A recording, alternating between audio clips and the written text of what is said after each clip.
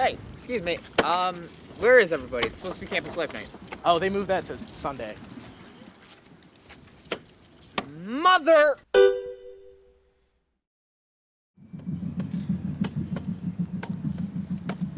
Hey, you! Yeah, you! I thought you said Campus Life Night was tonight. Yeah, it was, but they moved it again and they had it yesterday. Mother!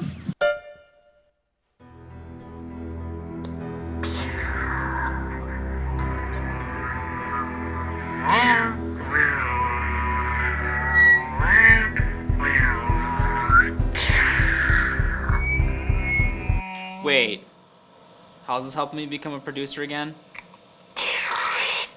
You gotta master your skills as a producer before you can actually start producing. But this is it's just a walkie-talkie. Is this like my initiation? What the heck? Whoa! You know, you shouldn't have to discover time travel just to get to Campus Life Night.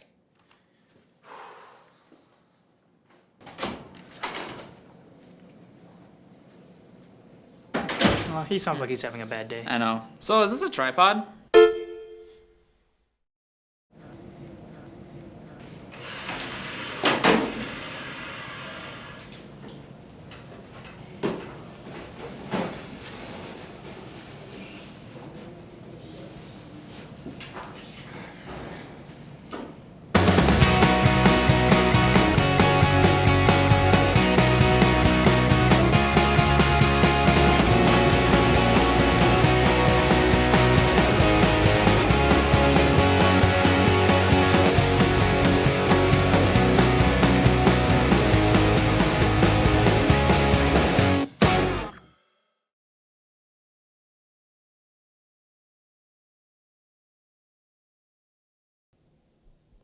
Hello, and welcome to another year at Grand Valley, and more importantly, another season of The Grand Ego.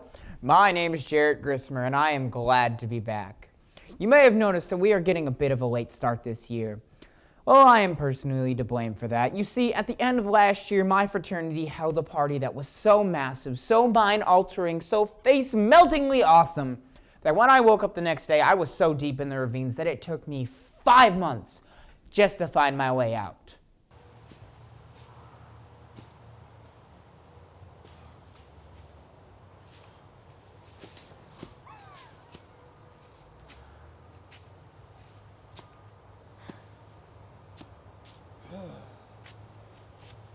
Oh boy. What happened last night? Whew. It's a lot chillier than when I passed out. No wonder, it's November. Alrighty then. I had to do some things down there. Things I'll never forget. Anywho, a lot has happened here at Grand Valley in our time apart, so let's get started. Starting from the top, the new school year started off smoothly with Grand Valley adding a new science building that is connected to the all-new Laker store. The new building features both a Starbucks and Apple store, clearly indicating that the university is well aware of how basic y'all are. Another welcome addition to this complex is Witch Witch, a sandwich shop that does not take kindly to you attempting to order a Wicked Witch of the Western. A sandwich shop is also a hit with students because it encourages customers to draw on their bags so they know when their sandwiches are done. But also because our liberal arts degree should be put to use. Somehow, Campus Life Night was a success for people who could actually find it. There was a little bit of confusion, as you saw in that opening sketch, which was a totally accurate explanation of why we have no footage from that night. But Grand Valley, I'm just going to say it. I think that we should go back to our roots and put Campus Life Night back in the field house. That's where it was my freshman year, and sure, it was hot and sweaty, and there were hundreds of people and tables cramped in that muggy hot box of a venue. Okay, I take it back. I will willingly participate in this cat and mouse game that is Finding Campus Life Night, as long as we never recreate that sauna ever again. Dang kids, why are you on my lawn? Get off my lawn. But we're watching GVTV.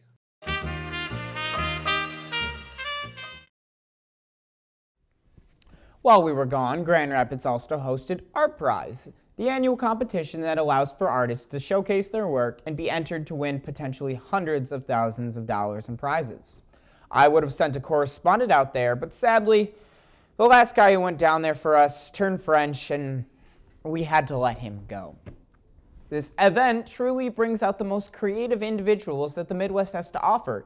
And yet for every awe-inspiring piece that you see, there are one or two exhibits that raise a few questions.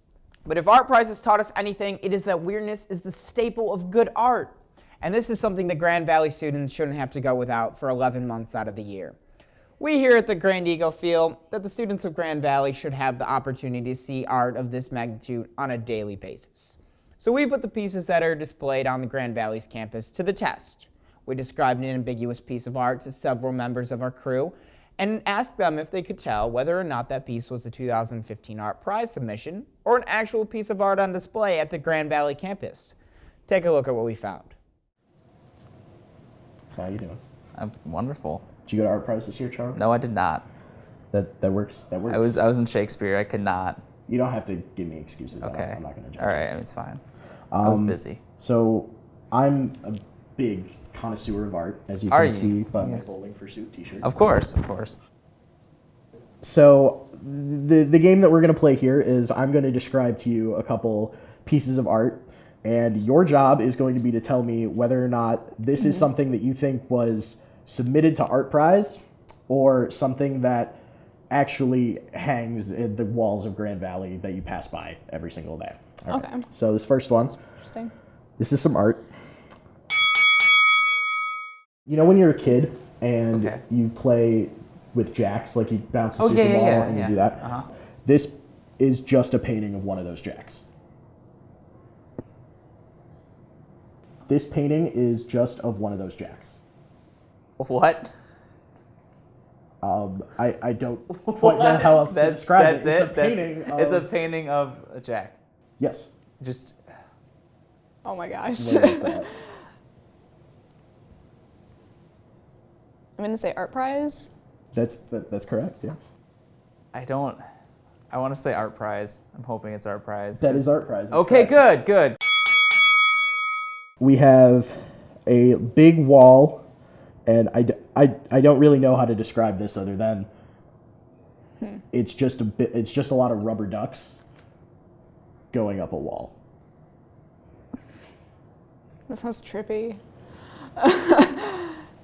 So do you have a guess of where that I think it's Art piece Prize. resides? That is an Art Prize. I'd be very surprised if you just thought that there was an entire wall of Grand Valley dedicated to that.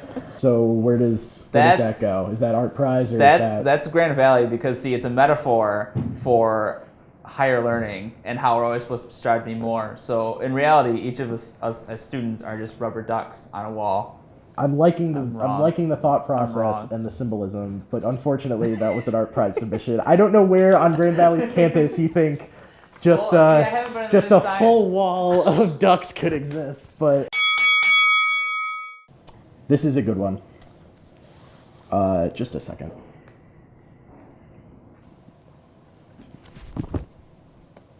I have to Google whether or not this is a walrus or a sea lion. Thank you, it's a walrus. Yeah, that is a So walrus. this is a sculpture. So it's a walrus? No, it's a sculpture of a heart, and it's a biological human heart, not like Okay. a Valentine's Right. Day. It's Okay. what's inside of you right now, Yep. presumably. Picturing. And then there are two arteries Okay. going from the heart, and then midway through, those arteries turn into wires, and those wires are connected to headphones that two different walruses are listening to, and they seem to really enjoy the music. And they're listening to the music of the heart, and they seem to be enjoying it. Like, I'm not one for interpreting their faces, but I'm assuming they like it. So is that Art Prize or is that Grand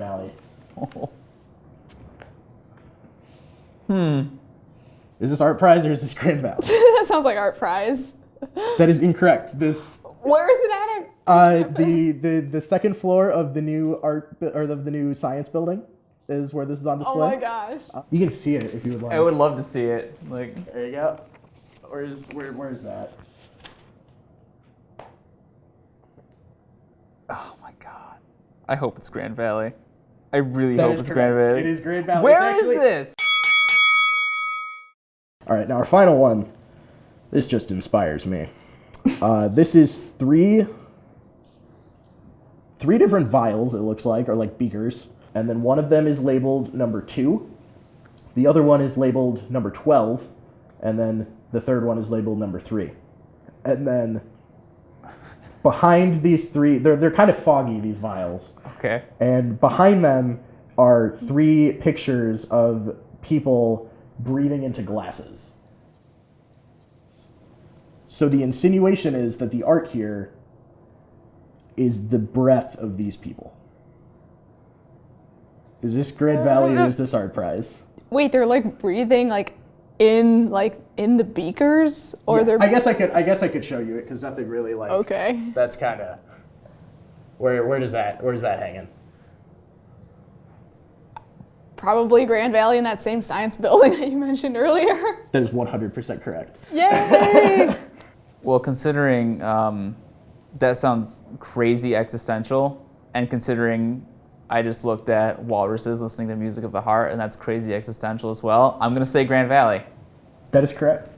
This is in the same building as the walrus painting. So I What say. is with our campus and art? Hey there, Timmy. Who, me? Do you like TV? Oh my gosh, golly gee whiz, you sure bet I do. It's the cat's pajamas. Cats don't wear pajamas, Billy. Oh, they don't? No, Johnny, they don't. But you should watch GVTV. It's free. I love free stuff. Welcome back! Lakers, we're halfway through the semester and fall is in full effect. It's that magic time of year when the leaves change, the temperature lowers, and spices return once again as the most expensive substance on the market. And by spice, I mean pumpkin spice. And remember, ladies, it's 2015. Ugg boots are out and knee-high boots are in. What? That's not a joke. It's a fact. And with fall comes the pinnacle holiday for all college students, Halloween. The one night a year where dressing in a diaper and vomiting in your roommate's shoes doesn't warrant an explanation. By the way, sorry about that, dude. But Halloween isn't just about drinking, it's about drinking with your friends. It's all about dressing up, getting together with your squad while repping that totally relevant left shark costume and hitting up an awesome party. And let me just get something clear with all of you right now. Everybody thinks that they know the guy throwing the best party, but nobody throws a better Halloween party than fraternities and sororities. It's a given fact. Micah Sher, well, we've also learned that several African-American students here at UCLA showed up at the party Tuesday night claiming to be upset over the chosen theme. UCLA students at a fraternity party Tuesday night with charcoal smeared across their cheeks and foreheads for a Kanye Western themed party.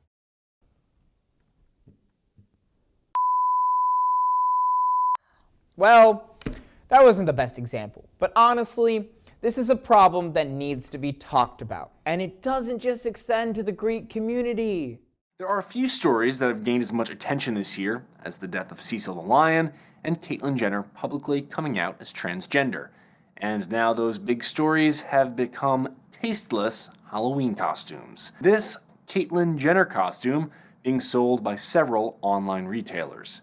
A publicist for the holiday retailer Spirit Halloween released a statement saying, Caitlyn Jenner has proven to be the most important real-life superhero of the year, and Spirit Halloween is proud of the costume that celebrates her.